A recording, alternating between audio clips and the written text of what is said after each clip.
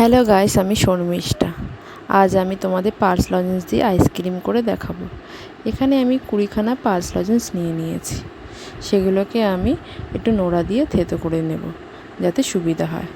তারপর আমি এটা মিক্সিতে ব্লেন্ড করে নেব। তার মধ্যে আমি দিয়ে দেবো মাপ মতো জল, যতটা লাগবে ততটা। তারপর দিয়ে দেবো তার মধ্যে পাতিলেবুর রস। তারপর দিয়ে দেবো চিনিটাও স্বাদ অনুযায়ী দেবে, কে কতটা মিষ্টি খেতে ভালোবাসো।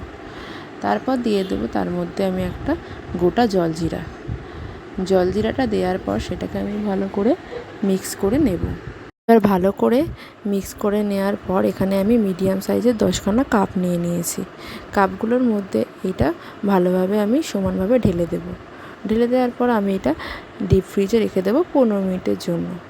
15 মিনিট পর আমি এগুলোকে আবার বার করে নিয়েছি।